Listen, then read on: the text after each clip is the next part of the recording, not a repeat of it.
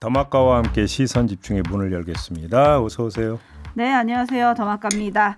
DDONG님이 안녕하세요. 상쾌한 월요일 아침입니다. 지난주부터 10km 정도 따릉이 타고 한강변을 달려서 출퇴근 중입니다. 닉네임이 DDONG예요? 제가 읽어드릴 수 없었어요. 왜 상상하세요. 하필이면 닉네임 그렇게 지으셨대요? 네. 네, 어쨌든 따릉이를 타고 한강변을 달려서 출퇴근을 하고 계신다는데 오. 기분 좋으실 것 같아요. 그렇죠? 요즘에 벚꽃도 많이 피었다고 하고. 오늘은 좀 그래도 그러니까 좋음으로 나오던데 요 며칠 미세먼지가 되게 심했는데 그러셔도 되나? 그러게요. 이봉천님, 오늘이 또 조금 추웠잖아요. 네. 그래도 이봉천님이 감자 싹에 하얀 서리가 내려앉았습니다. 헐.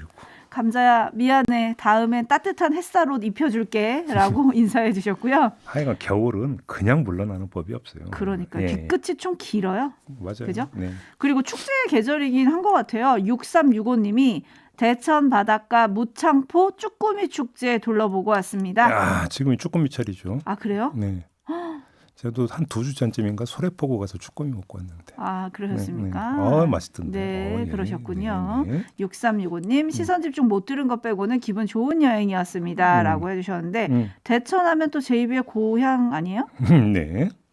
그렇구나. 네. 네, 쭈꾸미 맛있으셨군요. 아, 맛있죠. 네, 알겠습니다. 이태성님 취준생이던 28살입니다. 취업 결정되고 처음으로 생방송 듣습니다. 항상 좋은 뉴스 감사드려요. 오, 취업 결정되신 거예요? 아, 가벼운 마음으로 들으시겠네. 축하드립니다. 네, 출근길도 저희와 함께해 주시고. 그러니까요. 출근길에 저희와 함께해 주시면 좋겠습니다. 이태성님 축하드립니다. 네. 자, 이렇게 인사 전해드리면서 제이비타임즈 본격적으로 시작하겠습니다. 오늘 주목할 첫 번째 뉴스 어떤 건가요? 경향신문이 보도했는데요. 국민의힘이 이달 초에 저출산 대책의 일환으로 증여세 차등화 방안을 검토를 했다고 합니다.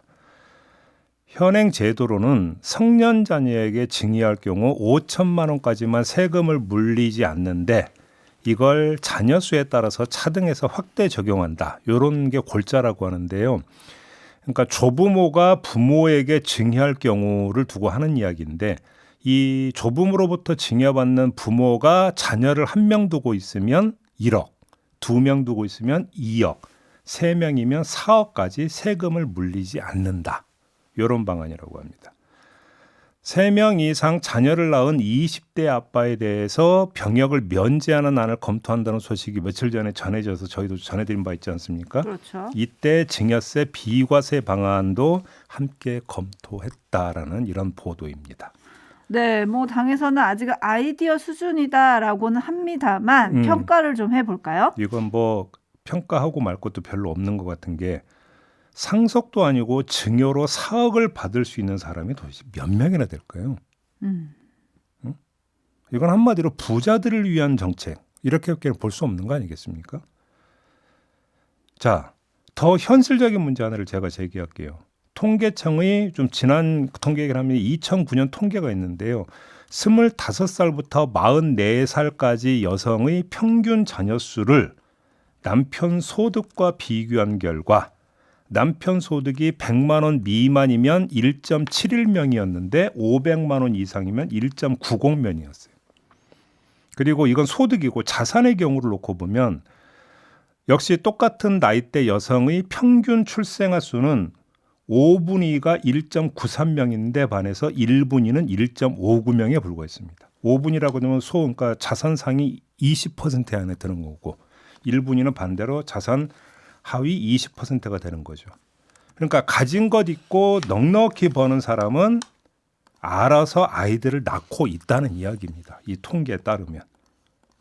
이게 현실이라면 오히려 없어서 못 낳는 사람들에게 지원이 집중돼야 되는 거 아닙니까? 근데 지금 정책은 거꾸로라는 얘기잖아요. 이게 납득이 되시냐 이 말씀입니다. 납득이 안 되죠. 춘철님들이 의견을 보내주고 계신데 지린님이 돈 없어서 자녀 못 낳는데 웬 증여입니까? 김동준님 이거는 골자는 부자 감세네요. 해주셨고요. 네. 김성만님도 재벌 2세들을 위한 정책 아닙니까? 라고 해주셨는데 반응이 이렇습니다. 하나만 더 말씀드릴게요. 그 시험관 시술과 같은 난임 시술의 경우 종류별로 회당 150만 원에서 많게는 400만 원이 드는 아주 비싼 시술입니다. 그런데 한국여성정책연구원이 2021년 만 18세 이상 50세 미만 기혼 여성 가운데 최근 5년 이내에 난임 시술을 받은 적이 있는 653명을 대상으로 설문조사를 해봤더니 난임 치료에 1,000만 원 이상, 그러니까 여기서 1,000만 원 이상이라고 한다면 정부의 지원은 빼고 순수히 자비 부담만 갖고 이야기하는 건데요. 1,000만 원 이상을 지출했다고 응답할 정도로 이게 비싼 시술이었다는 겁니다. 그래서 정부가 난임 시술을 지원해 주는데 소득 제한을 두고 있다고 합니다. 그러니까 중위소득의 180% 이하, 그러니까 간단히 이야기해서 2인 가구 기준으로 월소득 622만 원 이하인 부부만 지원을 해준다는 겁니다. 근데 통계청에 따르면 2021년 기준 초혼 신혼부부의 54.9%가 맞벌이 부부이고 이들의 평균 소득은 연 8,040만 원, 한 달에 670만 원이라고 합니다. 그러니까 지원 기준보다 몇십만 원이 더 높은 거죠. 그러면 어떻게 되는 겁니까? 지원을 못 받는다는 이야기가 됩니다. 국민건강보험공단에 따르면 2021년 기준 난임 진단자는 26만 3,045명이었고요. 이 가운데 난임 시술을 받은 사람은 7만 8,575명이었는데 난임 시술을 받은 사람만 따로 떼어서 시술비 지원을 받은 사람을 세보니까 5만 774명이었다고 합니다. 그러니까 35.4%에 달하는 2만 7,801명은 지원을 못 받고 전액 자비로 시술을 받았다. 이런 이야기가 되는 건데 바로 그게 소득 기준 때문이라는 거 아니겠습니까? 그러면 이 현실과 조금 전에 제가 전해드렸던 증여세 면세 혜택 방안과 한번 비교를 해봅시다. 5억 원 이하 증여의 경우 세율이 20%거든요. 그래서 자녀 셋을 낳으면 4억까지는 증여세를 면세해 준다고 한다면 혜택이 얼마가 되는 겁니까? 따져보면 여기서 5천만 원까지는 이제 면세라고 하면 따져도 몇 천만 원이거든요. 이거하고 난임 시술비 지원하는 거고 비교하면 답은 금방 나오는 거 아니겠습니까? 여기서. 그러니까 저출산 대책이 지금 제대로 가고 있는 거냐 아니면 표류하고 있는 거를 보여주는 단적인 예다. 이런 말씀을 드리는 겁니다. 네, 이선영 님이 귀 쫑긋하고 들었는데 전 받을 게 없네요. 에휴, 여보세요. 해당 사항 없는 사람이 더 많을 겁니다. 라고 해주셨고요. 양희숙 님이 저는 개인적으로 난임은 좀 다 지원해줘야 한다고 생각합니다. 라는 의견 주셨고 네. 6339님 월세 지원이나 해줘요. 1105님 빚이나 안 물려줄 수 있으면 좋겠습니다. 이런 의견들이 많이 들어오고 있다라는 점을 전해드리고요. 네. 대통령실 관계자가 이렇게 얘기했습니다. 저출산 대책 관련해서 여러 방안을 논의를 하고 있고 당에서 낸 의견도 충분히 수렴해서 현실성 있는 부분을 유지할 거다.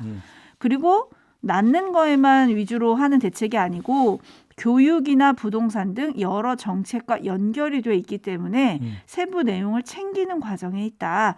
국민들이 납득할 정책을 내놓겠다. 이렇게 얘기를 했거든요. 네. 그리고 또 어떤 뉴스를 보니까 저출산 정책 이래가지고 뭔가 종합 정책을 내는 게 아니라고 그러더라고요. 네, 한꺼번에 이렇게 딱 발표를 하는 게 아니라 뭔가 하나씩 이렇게 내놓는다고 하는데 내놓을 때마다 약간 이런 식이면 조금 곤란하지 않을까 싶긴 한데요. 현실과 좀 너무 괴리감이 있다. 종합 정리해서 이런 말씀 드리겠습니다. 이 평가에 우리 촌철님들이 더 잘하실 거 아니겠습니까? 네, 그리고 또 낳으라고만 하지 말고 낳아서 잘 키울 수 있느냐, 요것도 조금 살펴야지 저출산 대책이 더 내실이 있어지는 게 아닌가 이런 생각 한번 해보고요. JB타임즈 다음 주목할 뉴스 넘어가겠습니다. 오디오로 먼저 만나보시죠. 서해 수호의 날을 맞아서 윤석열 대통령이 기념식에 참석했습니다. 현직 대통령으로서는 처음으로 용사 55명의 이름을 한 명 한 명 호명하면서 추모했습니다.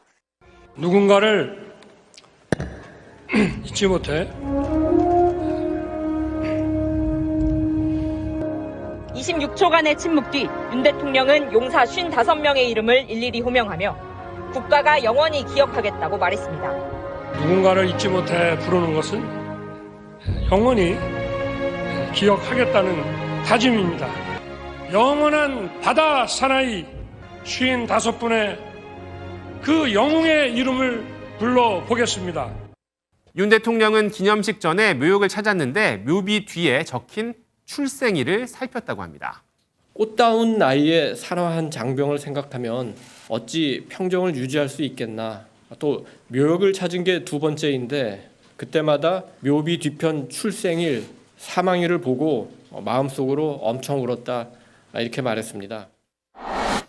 네, 마지막에 이도훈 대통령실 대변인이 브리핑을 했는데요.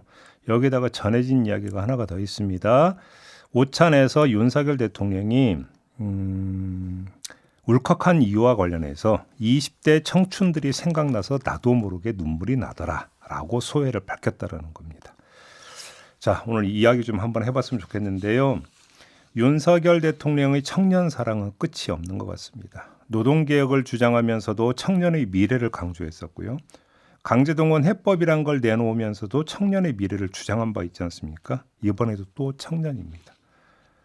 자, 청년 사랑 누가 뭐라고 하겠습니까? 문제는 청년을 위한 마음은 강조하는데 정작 청년을 위한 정책은 뭔가 모호하다. 좀 이런 말씀을 좀 드려야 될 것 같습니다. 일본과의 관계를 개선하면서 장학금을 만든다고 했잖아요.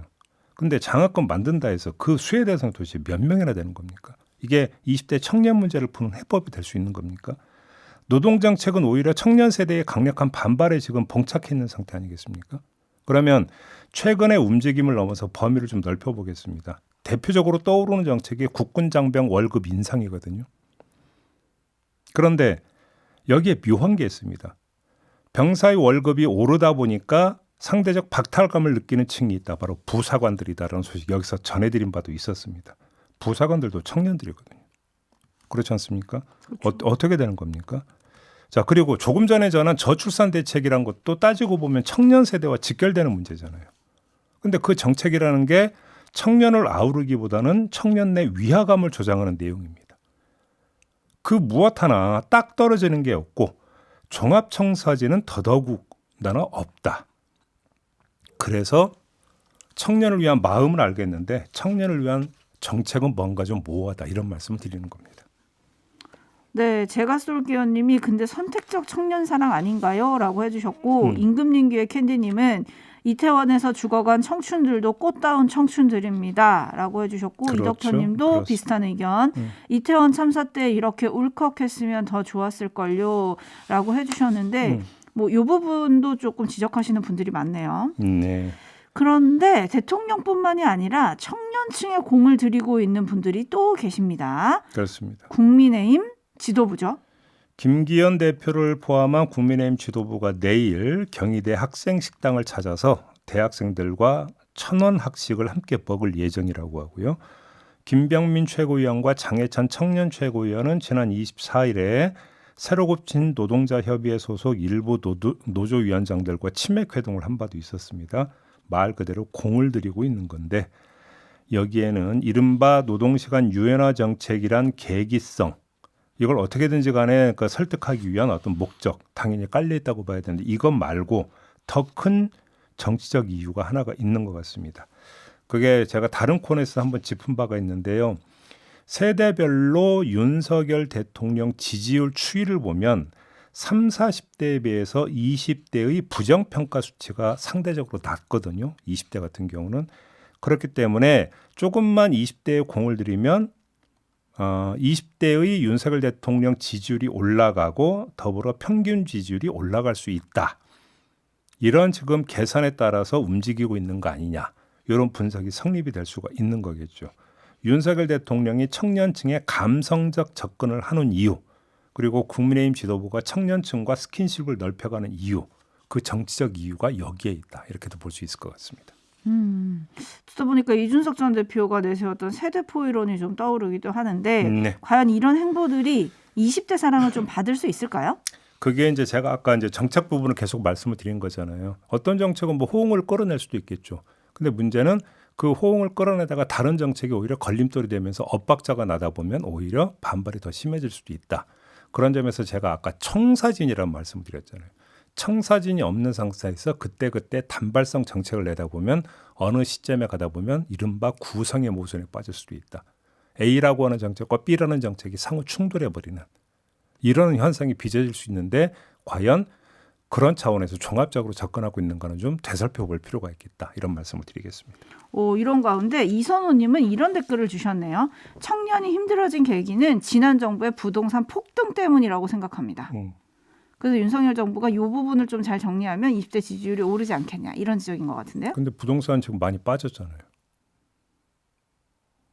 그렇지 않나요? 네. 빠졌다가 다시 또 잠잠하다 뭐 이런 얘기도 있고 어떻게 될지는 잘 모르겠습니다. 지지율 때문인가? 하여튼 이 지지율의 수치도 조금 변화를 봐야 될 것 같습니다. 뉴스와 분석이 함께하는 JB타임즈 다음 주목할 뉴스는 어떤 건가요? 교육부가 2020년부터 22년까지 3년 동안의 학폭 조치 사항 불복 절차 현황을 자료로 만들었다고 하는데요. 학폭 가해 학생의 행정심판 청구는 2077건, 행정소송은 575건, 행정심판 소송 집행정지 신청은 1548건이었다고 합니다. 이건 가해 학생의 경우고요. 피해 학생의 경우 행정심판 청구는 1014건, 행정소송은 64건이었다고 합니다. 가해 학생의 신청 건수가 월등히 많다.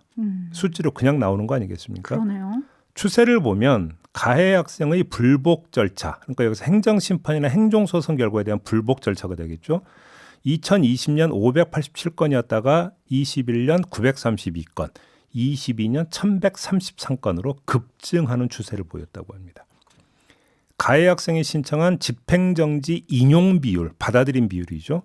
이것도 행정심판 기준으로는 53%, 행정소송 기준으로는 62.1%에 달했던 반면에 피해 학생의 행정심판 집행정지 인용 비율은 17.1%, 행정소송 기준은 60%였다고 합니다.